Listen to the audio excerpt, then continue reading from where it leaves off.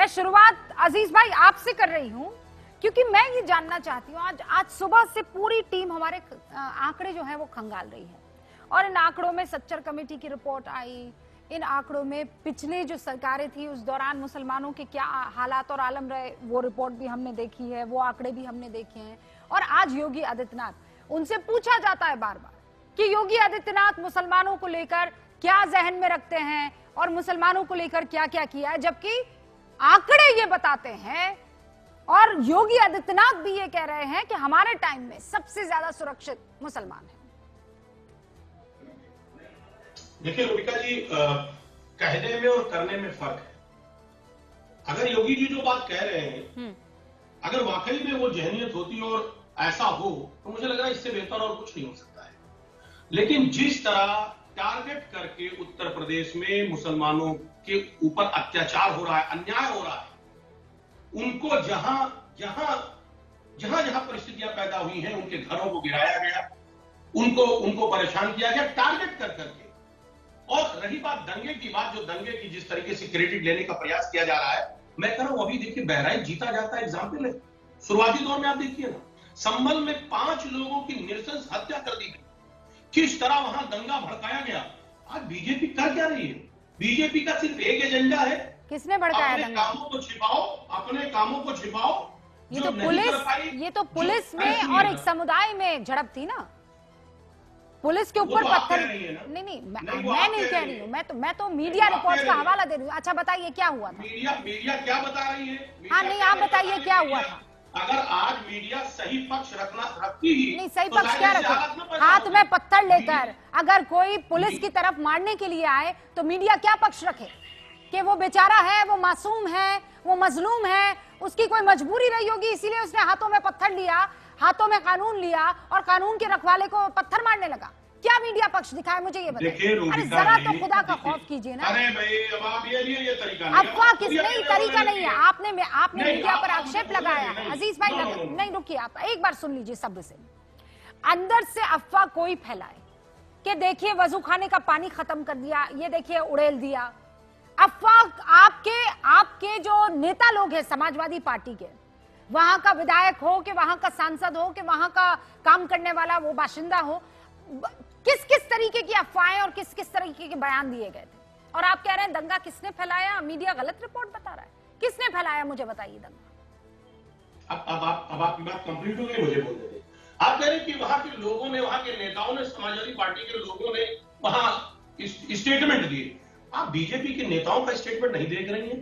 किस तरह नफरत भरा स्टेटमेंट देते हैं, किस तरह जहर उगलते हैं कि वैमनस्यता पैदा हो, भाई भाई में लड़ाई हो, पड़ोसी में लड़ाई हो, हिंदू और मुसलमान के बीच में कैसा खाई पैदा किया जा रहा है। मैं बताती हूँ आपको क्या स्टेटमेंट सुनिए ना। अरे बात नहीं, आप ये जो आप कह रहे हैं कि जहर बुझे बयान दिए जाते हैं, अजीज भाई प्रॉब्लम ये है कि आप चाहते हैं कि आपकी हर बात को मान लिया जाए, एकदम सर आंखें बंद करके, मतलब सर झुकाकर, आंखें झुकाकर अदब से मान लिया जाए कि ये फला मस्जिद हमारी है, हाँ मान लो आपकी मस्जिद है, भले ही वहां पर गणेश जी की तस्वीरें दिखाई दे रही हो, हिंदू कलाकृतियां दिखाई दी हो, लेकिन क्योंकि आपके दिल को चोट ना पहुंचे भाईजान, तो क्या करें?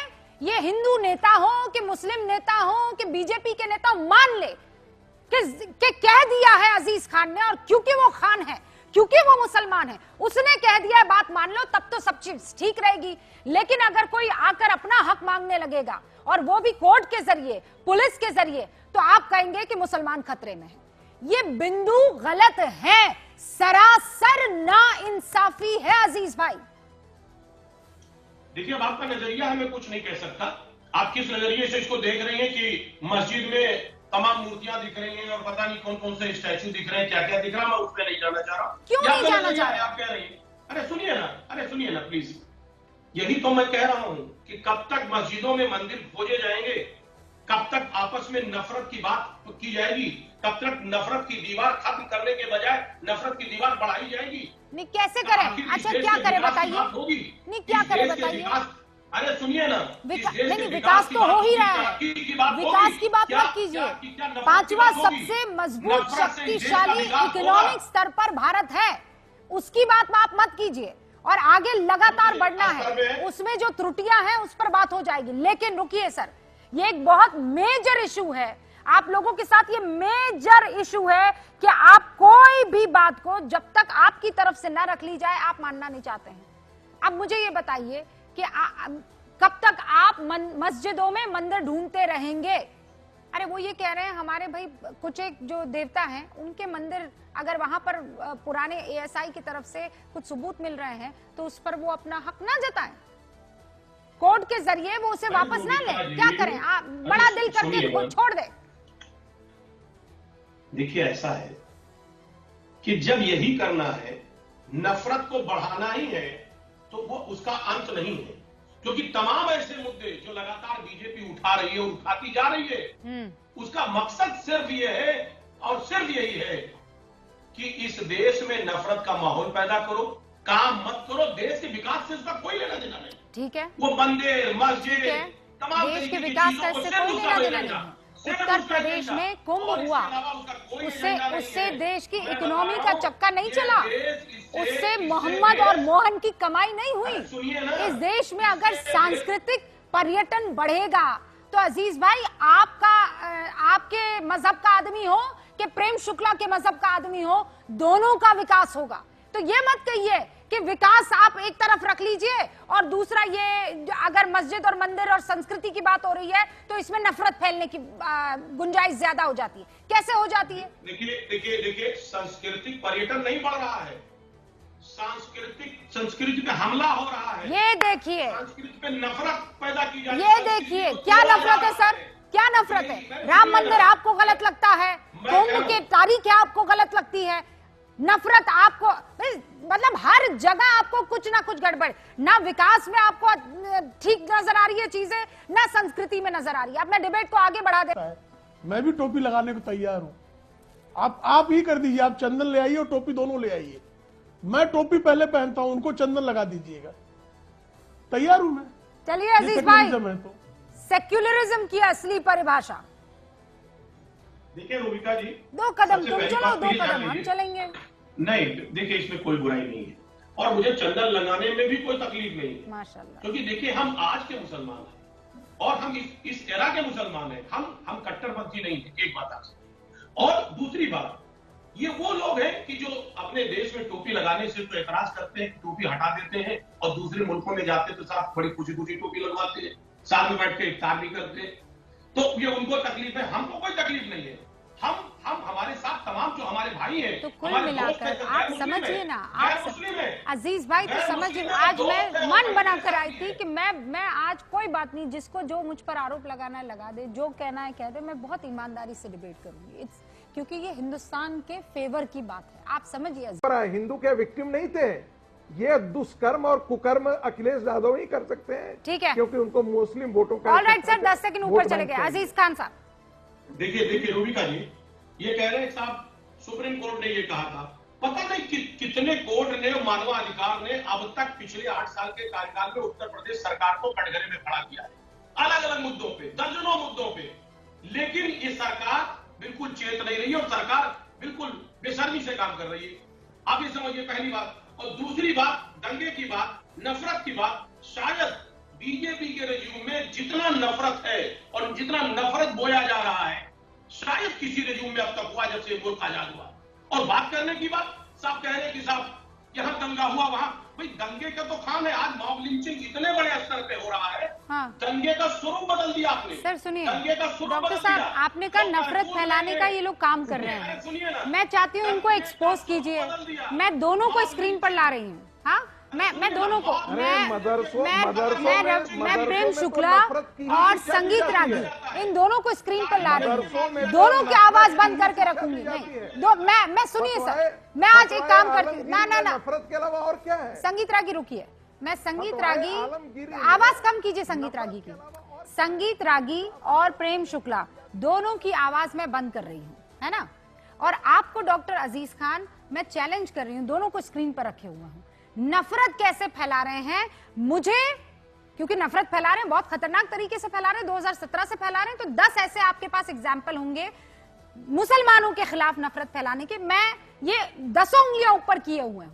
दोनों आपको बीच में नहीं टोकेंगे। मुझे 10 इंसिडेंट्स बताइए नफरत फैलाने के बीजेपी के मुसलमानों के।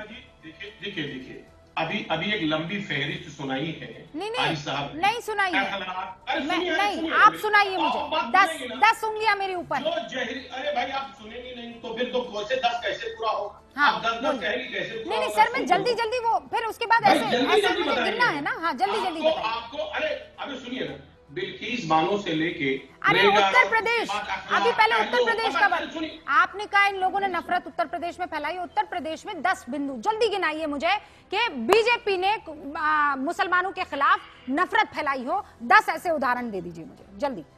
देखिए रोबिका जी, एक दिन ऐसा नहीं भी। अरे सुनो ना मेरी बात, अब ये पहला उदाहरण नहीं है, अच्छा दूसरा उदाहरण 10 उदाहरण है। हाँ। कोई दिन ऐसा नहीं बीतता है जब इनके नेता गलत बयान न करते हो। अरे उदाहरण दीजिए ना मुझे, जैसे क्या उदाहरण दें? फॉर एग्जाम्पल देवरिया की एक विधायिका कैसे बोल रही थी अलग वार्ड बनाइए। अभी अलीगढ़ के मंत्री जी क्या कह रहे थे साहब, उनकी बात करिए कि जो होली के मौके पे किस तरह लोग तिरपाल ओढ़ रहे, क्या नहीं बोल रहे, किस तरह नफरत की बात करें। 2 गिनाए आपने। और अरे कौन सा क्या गुनाह? देखिए एक बात बताए, ये तो 2 बेतुके बयान तो आपके वो बर्ग साहब भी देते फिरते हैं। अरे सुनिए ना, हाँ वो आपके लालू प्रसाद यादव भी देते फिरते हैं। फिर भी मैं चलिए गिन लेती हूँ 10 ऐसे इंस्टेंस में ये 2 कि ये विधायकों ने एक तो अलग वर्ड बोला और एक होली पर कुछ बोला, फिर और 8 इंस्टेंस। देखिए भाई बात तो सुन ले, लगातार एक भी नेता ऐसा नहीं है जो सही बात करता हो। अरे भाई इंसिडेंट्स बताइए ना मुझे नफरत फैलाने वाले। 1-2 की बात में थोड़ी कर।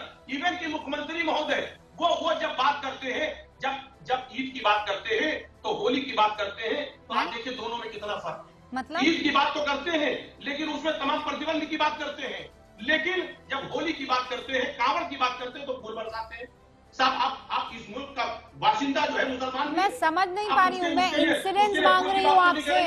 उसके लिए फूल की बात क्यों नहीं करेंगे? उसके लिए मोहब्बत की बात क्यों नहीं करेंगे? कौन मोहब्बत की बात नहीं करे? कहाँ बरसाए फूल मुझे ये बताइए, आपके घर पर आकर? अरे कांवड़ की तो यात्रा चल रही है ना, तो यात्रा पर फूल आपके कहाँ पर फूल बरसा दे बताइए मुझे। कहाँ कौन से मोहल्ले में जाकर फूल बरसा दे? अब आपको पता चला आप फूल का बरसाए, नफरत बरसाए। अरे कुछ काम, थोड़ा सा लॉजिक लगाइए ना अजीज भाई। मैं कह रही हूँ 10 बिंदु में 2 बताए, चलिए 3 योगी आदित्यनाथ में फूल नहीं बरसाए, नफरत फैल गई इससे, चलिए 3 और में अब बताइए 7 और इंस्टेंसेस बताइए। मैं ये कह रहा हूँ ये उंगली गिनाने से नहीं होता है। अरे इंसिडेंट्स गिनाने से होगा ना।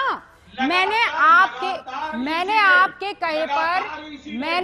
कहे पर संगीत रागी प्रेम शुक्ला दोनों की आवाज बंद की, इनफैक्ट वो तो बीच में बोला ही नहीं। मैंने कहा चलिए अब आप ऐसा कीजिए 10 ऐसे इंसिडेंट्स बताइए, इन लोगों को एक्सपोज कर दीजिए आप, इनके मुंह पर वो सारे इंसिडेंट्स आप फेंक दीजिए कि ये लोग मुसलमानों के खिलाफ नफरत फैला रहे हैं। अब आप फैला ही नहीं पा रहे, वो 10 बिंदु ही नहीं फैला पा रहे। अच्छा वो कौन सा बिंदु चाहिए आपको? अरे मुझे बताइए नफरत फैलाने वाले बिंदु। कौन सा बिंदु बता दूं मैं? नफरत फैलाने वाले बिंदु। जब सारे बिंदु नफरत के ही है तो कौन सा बिंदु बताओ? प्रभु कौन से वाले? सारे बिंदु नफरत जैसे अब ये बताओ, देश के गद्दारों को गोली मारो सालों को किसको इंडिकेट किया गया? तो गद्दारों की बात की है ना, और दिल्ली में बयान दिया था गद्दारों को गोली नहीं मार देनी चाहिए। अरे सुनिए ना, जो गद्दार है देश का, अजीज भाई आप गुस्सा मत कीजिएगा। हाँ भाई मुझे सच बताइए हारिस भाई, जो देश का गद्दार है उसके साथ क्या होना चाहिए और कौन है देश का गद्दार? आपको क्यों बुरा लगेगा हारिस भाई अगर मैं एक नारा लगाती हूँ यहाँ बैठ के, देश के गद्दारों को निकालो बाहर, तो आपको बुरा लगना चाहिए? आप गद्दार हैं देश के? नहीं ना। विवेक भाई आ रही हो, एक सेकंड विवेक भाई। हाँ बताइए, आपको दुख होना चाहिए इस पर? गद्दार की बात हो रही है ना, कौन है गद्दार? जाहिर सी बात है, अब इतनी भोली आप नहीं है। नहीं अरे भोला देश भी नहीं है सर, मुझे तकलीफ नहीं हुई इसलिए क्योंकि मैं गद्दार नहीं हूँ।